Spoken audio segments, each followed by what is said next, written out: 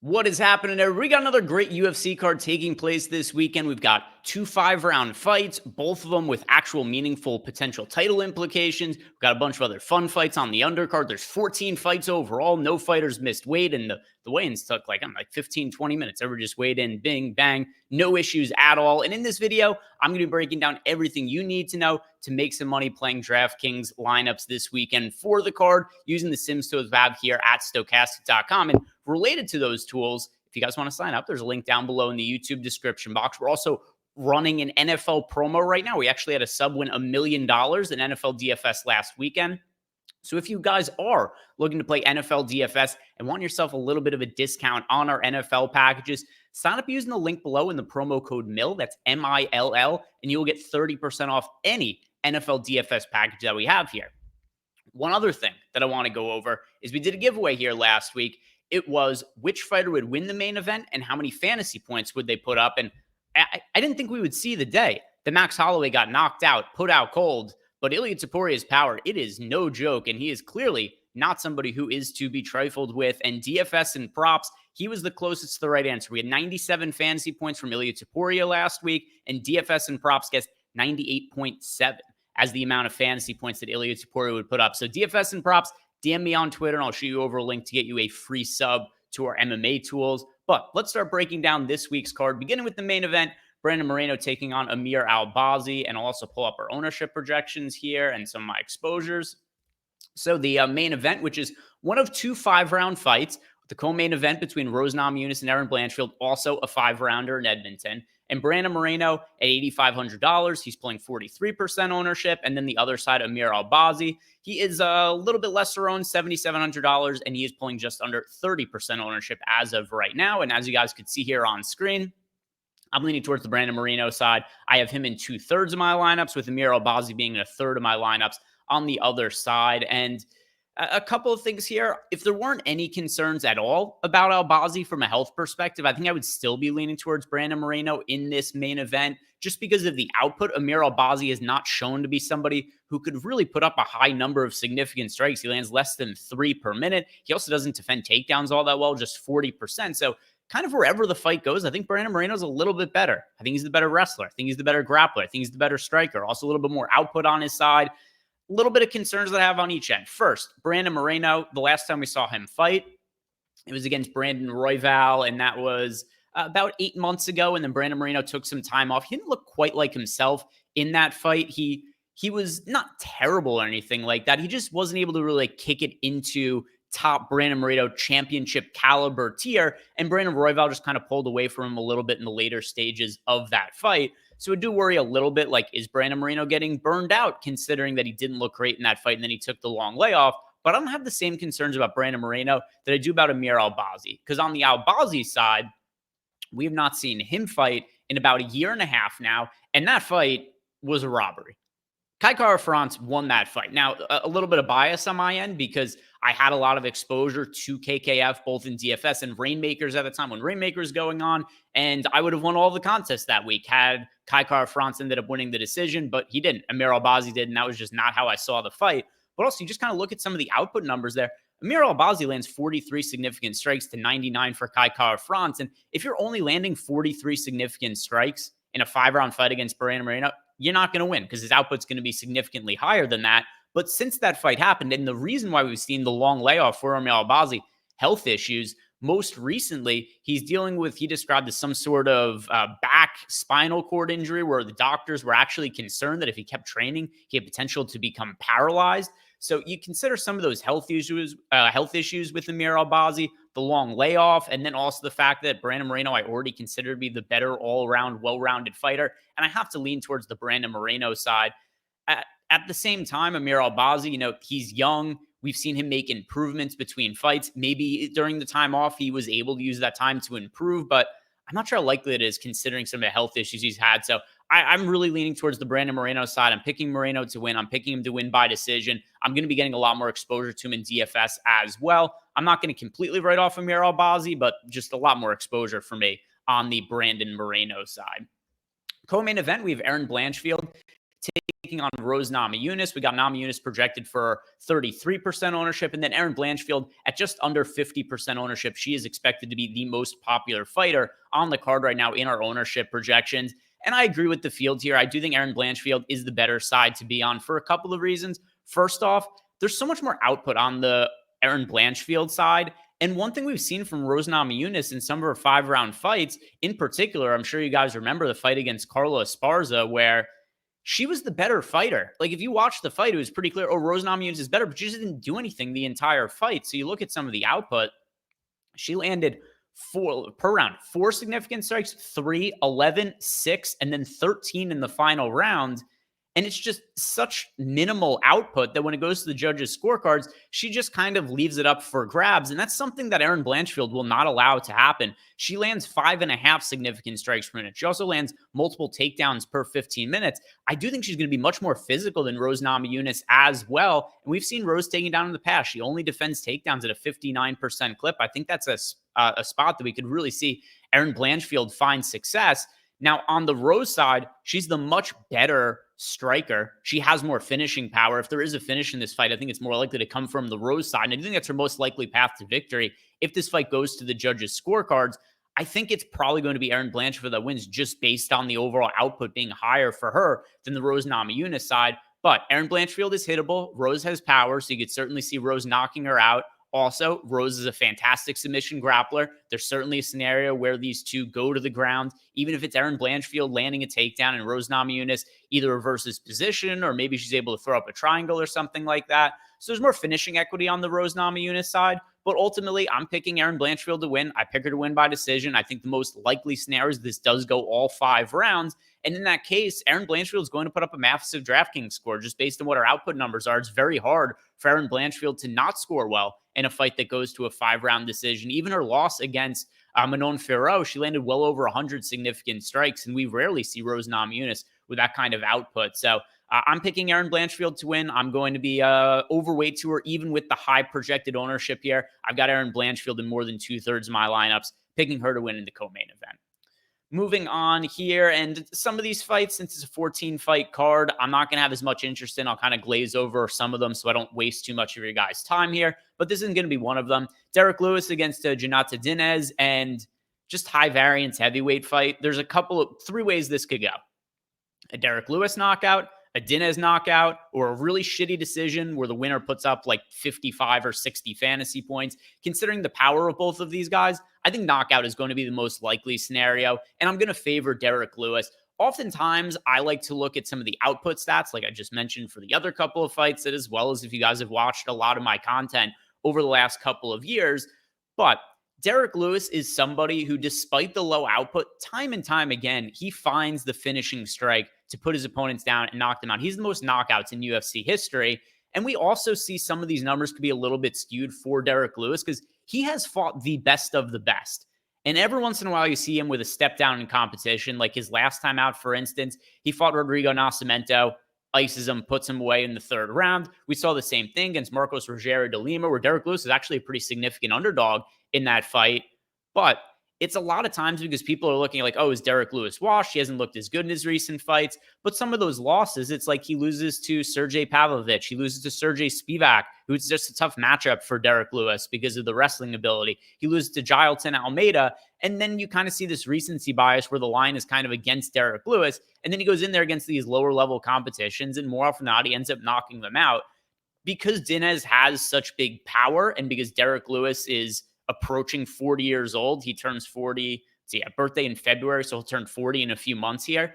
Yeah, like one of these days that athleticism that Derrick Lewis has, it isn't going to exist anymore, but I still think it's going to be there for today. And considering that he's only $7,600, I believe that's the price point on Derrick. Yeah, $7,600. And he's not even expected to be all that popular. 19% ownership for a guy who's $7,600 with legitimate first-round KO upside. That's a GPP target I want to be on. I'll get a little bit of exposure to Diniz as well, but at $8,600, he's not nearly as likely to be optimal in a win because, even a 2nd-round finish for Diniz might score like mid-90s fantasy points. And considering that he's priced right around both of the favorites in the main event, I don't know that a knockout win past the 1st round locks him to be in the optimal lineup. Whereas Derrick Lewis at $7,600, any finish, which is most likely his path to victory, would likely put him in the winning lineup. And it's sub 20% ownership. I want to be overweight to Derrick Lewis. And I also want to be just on him in general against lesser competition, which is what I consider this to be. So Derrick Lewis, I'm going to pick him to win by KO, and I like him as a GPP target. Kyle Machado against Bredson Ribeiro. Another fight here that I think is a pretty high variance light heavyweight fight. It's north of minus 200 to finish inside the distance. So with that being the case, another one I think is a pretty good fight for us to be targeting. On the Machado side, currently projected for 25% ownership. Ribeiro only pulling 11% ownership, which really surprises me considering the likelihood this fight is going to finish inside the distance. I think that if this ownership doesn't change as we get closer to lock tomorrow, he's one of the better low-owned plays on the entire slate because that's 11% ownership on a guy who has legitimate knockout power to win the fight in round one. And then even on the Machado side, only 24% ownership. It's a fight that I understand why the field isn't really gravitating towards. There's a lot of variance. It's hard to confidently pick a winner. And they're also very low-level fighters. Like, I don't think either of these guys are going to be on the roster in a couple of years. But at least as far as this fight is concerned, it should finish. It should finish inside the distance. I favor Machado overall as the slightly better, more well-rounded fighter, and also a lot of output on his side. You see that so far we've seen him land north of 6 significant strikes per minute. So I think Machado is the more likely to win of the two, but it's really easy to get overweight to Ribeiro on the other side when he's only pulling 11% ownership. So really good GPP fight to target. I'm going to be a little bit heavier on the Machado side, but I do want to be overweight to both of these guys. And don't worry, as we go through the card here, I'm not going to be wanting to target all of these fights. We do have some spots coming up that I have a little bit less interest in, like Marc-Andre Barriault against Dustin Stoltzfus. And we've got Bariault, who's a bit of a significant favorite around minus 200. The issue I have with Marc-Andre Barriault, who's a little bit of a slow starter and then typically tends to get stronger as fights go on. And then a lot of the times where you see Marc-Andre Barriault finishes, they'll materialize in the later stages of the fight. So second round finish against Julian Marquez. We also saw him with a second round finish over Oscar Pichotto, although that ended up being overturned. I think it was because of, was it like a failed drug test or something in that one? But either way, he got that finish with just 10 seconds left in the second round. So oftentimes when we see a finish from Marc-Andre Barriault, it's going to be like late second round, early third round as he starts to build and get stronger as the fights go on. And Dustin Stoltzfus, I think, is going to have a lot of early success in this fight, particularly with his wrestling. He lands 2.45 takedowns per 15 minutes. Marc-Andre Barriault can also be taken down. He defends about 2 out of every 3 takedowns that come his way. Dustin Stoltzfus also kind of is questionable durability and cardio. So I think the first round is probably fairly likely to go to Dustin Stoltzfus, with the second and third rounds going towards Marc-Andre Barriault. But even if Bariault does end up having his normal like second, third round finish, I get concerned with him being priced. Same sort of deal that I talked about before with Jhonata Diniz, where he's going to be priced around the main event favorites. But also, I just don't think he's going to score very many fantasy points in the first round. I think that should be Dustin Stoltzfus' round to win. And even the start of the second round, you could also see Dustin Stoltzfus have some wrestling and grappling success. So with that in mind, I like Marc-Andre Barriault to win this fight either by a late finish or by decision, but actually lean a little bit more towards Dustin Stoltzfus as a DFS option, just considering his price point being really cheap and some of the wrestling and grappling upside that he has. Some of the wins that we've seen from Dustin Stoltzfus: 4 takedowns against Punahele Soriano. He had 2 takedowns against Dwight Grant. He had the finish over Joe Pyfer on the Contender Series, which kind of ages well considering the current name value of Joe Pyfer, but also it was kind of a fluke injury where Joe Pyfer broke his arm in that fight, or like dislocated his elbow. So it wasn't like a clean finish or anything like that. It was Dustin Stoltzfus goes for a takedown. Joe Pyfer's trying to post on his arm to stay upright, and his arm just gave out and dislocated. So anyway, for this fight, I'll pick Marc-Andre Barriault to win either by a late finish or potentially by decision. But Dustin Stoltzfus, I slightly prefer him for DFS, but ultimately a fight that I'm not going to have all that much exposure to. Next one here, Mike Malott against Trevin Giles. And this is like the typical matchup Trevin Giles gets put in by the UFC. They give him a up-and-coming kind of fighter. Although with that said, Mike Malott's thought of as this sort of like super high upside prospect, but he's 32 years old and turns 33 next week. So I don't really know what his long-term upside is because he's kind of already close to his athletic peak, if not even potentially already past it. they tried to elevate Mike Malott in his last fight against Neil Magny, and he did his thing through the first couple of rounds. He looked completely dominant against Neil Magny. And then all of a sudden, Mike Malott just death gasses in that fight. The wheels completely come off for him. And he just basically gets finished by Neil Magny because his cardio didn't hold up over 3 rounds. That's definitely going to be a concern for me moving forward with Mike Malott. But I don't know that it will be in this fight. Trevin Giles is only a part-time fighter. He's a full-time cop. And then also when it comes to Trevin Giles, he's somebody who's going to look good against really lesser competition. But we see him in these matchups against some of the up-and-coming sort of fighters, or at least fighters who are tagged up-and-coming fighters like a Mike Malott. Trevin Giles gets finished more often than not. We've seen that time and time again. So if you look at Trevin Giles, knocked out by Carlos Praches, submitted by Gabriel Bonfim, knocked out by Michael Morales, knocked out by Dricus du Plessis. So his last four losses have all come by finish. And then he's got a couple of wins just against younger fighters who just didn't pass the Trevin Giles test. And I do think Mike Malott should, also considering how that last fight went and some of the interviews he's given since then. He seems to be really aware of what his shortcomings were in the fight against Neil Magny and that he does have to shore up that cardio. Maybe he has to pace himself a little bit at points and times in the fight. But I think he should win this fight probably by finish in the first or second round against Trevin Giles. As far as pay-up options go, I actually don't get a ton of exposure to the really expensive fighters in this card. I do think it's a really good slate to be building lineups around the mid-range. But if I had to be rostering one pay-up option, Mike Malott's the one I get the most of. He's in 40% of my lineups at $9,200. I actually don't think I have more than 20% exposure right now to any other fighter who's over 9K. So if you have the ability to pay up for a fighter and you're trying to choose who you want to go to, I think Mike Malott's the answer.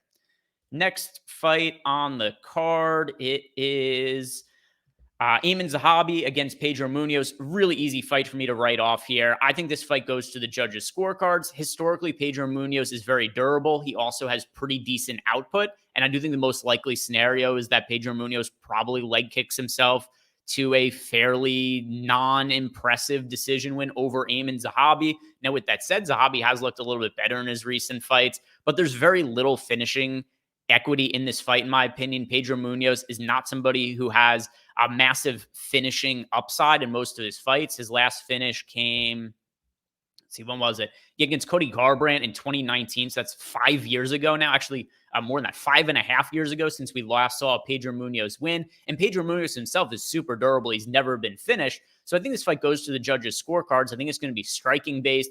Pedro Munhoz does seem to be declining a little bit at this point in his career.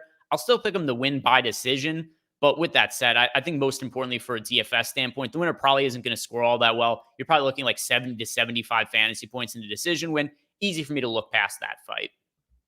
Ariane De Silva, formerly Ariane Lipski, taking on Jasudavicius. And this is a matchup that in the past, Ariane De Silva has really struggled in. She has gotten a little bit better with her takedown defense. It used to be if she fought a wrestler grappler, she would just be taken down, held down, maybe submitted, at the very least, though, controlled for the majority of the fight. She has looked better in that department in recent outings. That's why you saw like the outing against Casey O'Neill. Casey O'Neill wasn't able to take her down. And then it was actually Ariane De Silva who ends up submitting Casey O'Neill after landing a takedown in that matchup. Her last fight against Karine Silva did land 5 takedowns to get a win, which is a little bit more in the model of the older fights that we've seen from Ariane De Silva. But with that said, Karine Silva appears to be a pretty high-level prospect who's maybe even potential for a future title challenger in this division. Also a really young fighter who's improving as well. But in this matchup against Jasudavicius, I do think Jasudavicius should be able to land takedowns. She's going to be the much more physical fighter of the two. She's also going to have the home crowd behind her. It was something that really ended up mattering last week. It's a narrative that I usually don't really pay much attention to or care about at all. But I mean, if you guys saw the first fight of the card last week where Fakhretdinov basically just gets his ass kicked for 3 rounds. And by the way, I was on Fakhretdinov in that spot. So this is me, even if I had a bias on one side, it would be towards Fakhretdinov. The fight goes to the judges' score. It's like, there's no case for Fakhretdinov. At best, he lost 29-28, but arguably it was 30-27.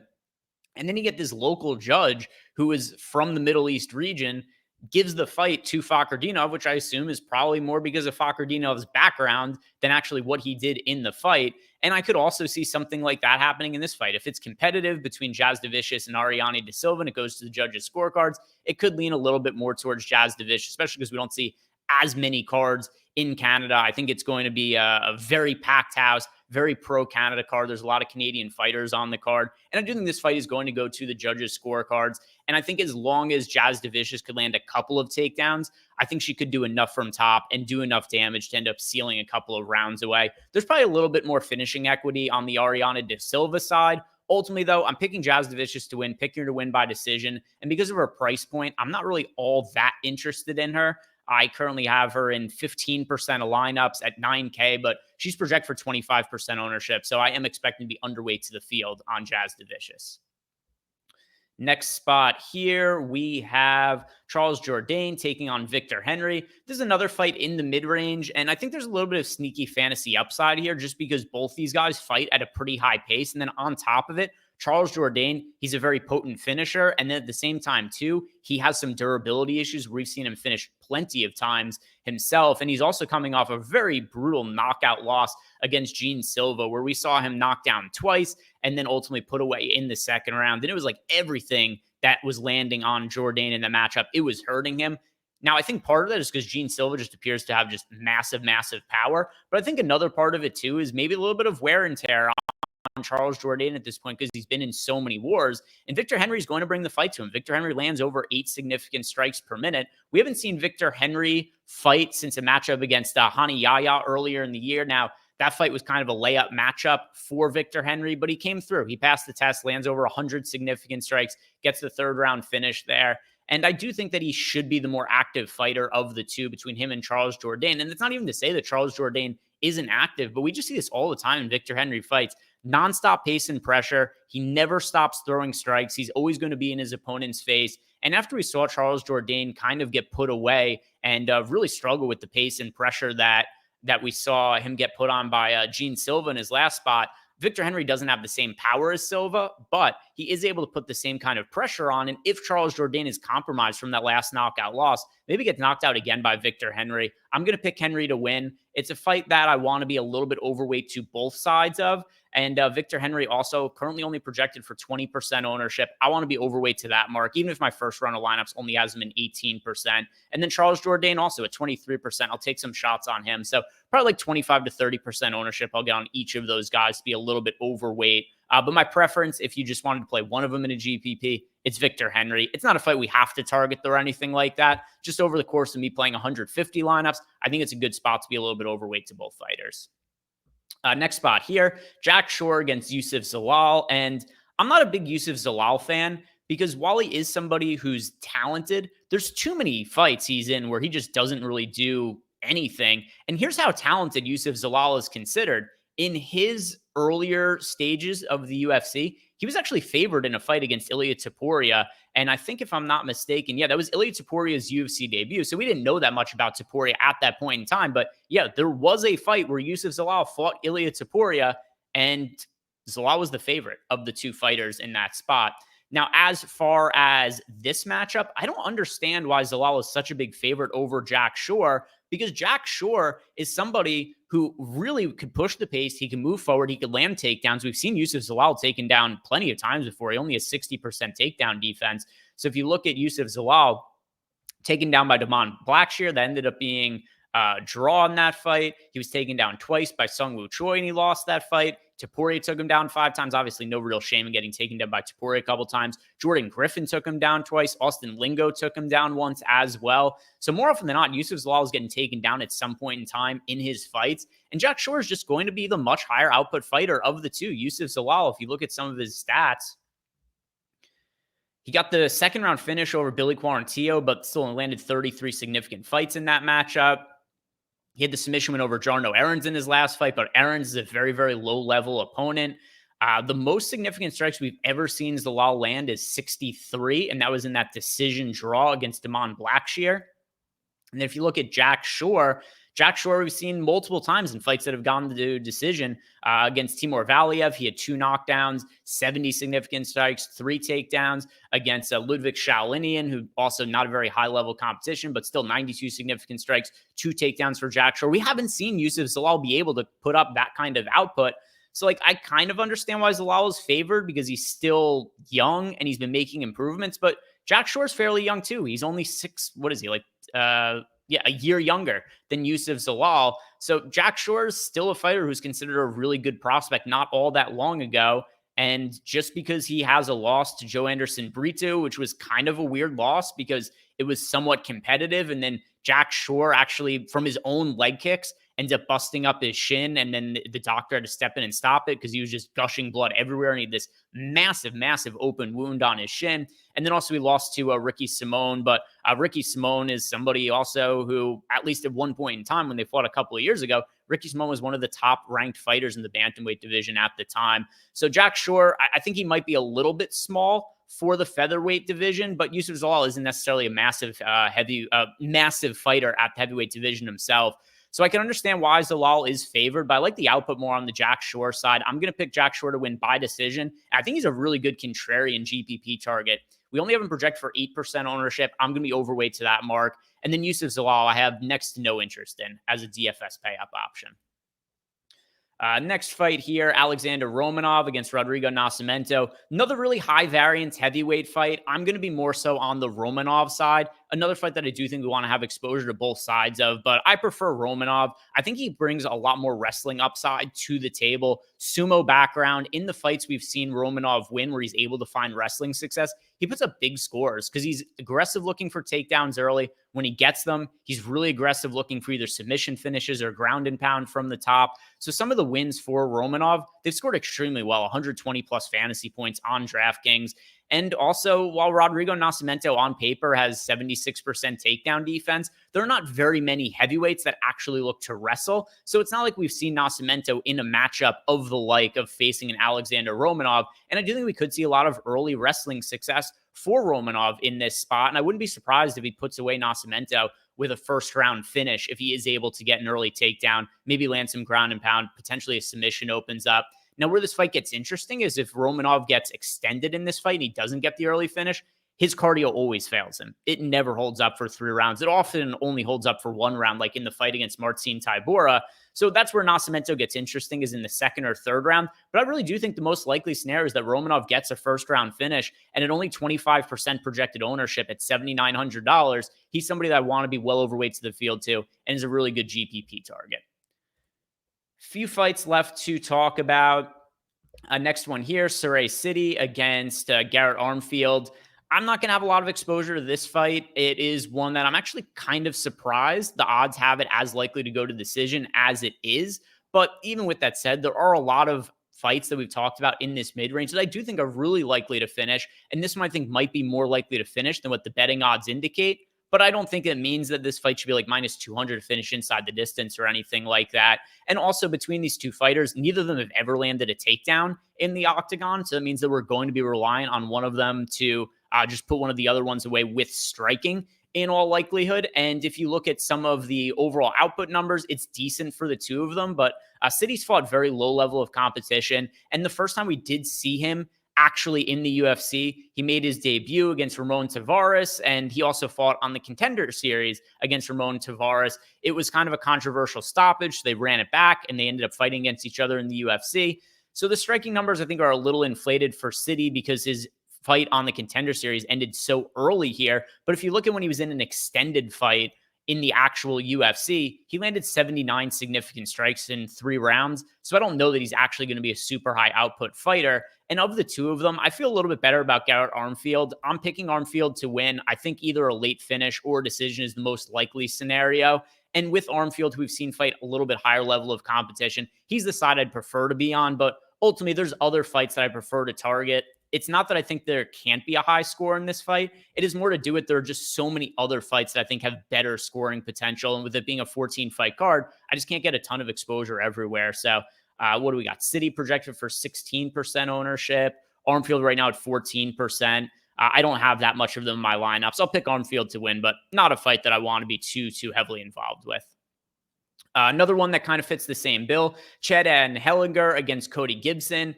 And Cody Gibson had a crazy fight against Brad Katona when they fought in the Ultimate Fighter finale. Brad Katona won that fight by decision. He ended up becoming the first ever 2-time champion of the Ultimate Fighter. But if you look at the fights that Cody Gibson has had outside of that one, there just isn't all that much output. 18 significant strikes against Miles Johns. The fight against Brian Keller ended in the first round, but other fights, a 3-round decision against Douglas Silva de Andrade. This was a few years ago, but still he only lands 30 significant strikes. Cody Gibson also really old at this point. He is now 37 years old. And on top of that, he's had a number of issues, a lot of knee injuries in his career as well. If I remember in The Ultimate Fighter, I think he had to wear like a big knee brace because of some knee injury that he was nursing throughout the entirety of that series. And then Chad Anheliger also is really aged on the other side of the fight as well. If I'm going to roster one of them, I lean a little bit more towards Chad Anheliger just because he is the cheaper fighter of the two. But I don't think this is going to be the highest output fight in the world. And it's one that I don't really have all that much interest in for DraftKings. So I'll pick Cody Gibson to win by decision. Chad Anheliger, slightly preferred DFS option because he's cheaper, but not a fight that has to be targeted. And then finally, Jamie Lynn Horth taking on Ivana Petrovic.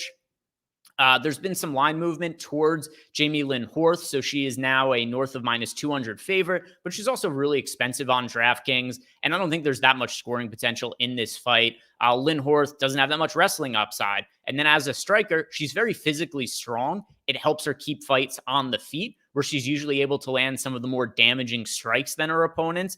But still, she lands less than 4 significant strikes per minute. On the other side, when it comes to Petrovic, she's pretty reliant on being able to land takedowns. The problem is just, I think that Lynn Horth is going to be the much more physically strong fighter of the two. And I think that's going to present issues for Petrovic trying to land takedowns here. So like Jimmy Lynn Horth to keep the fight on the feet, do the better work, and win a decision. But what should be an uninspiring fantasy score here. So a fight that I'm mostly going to be fading.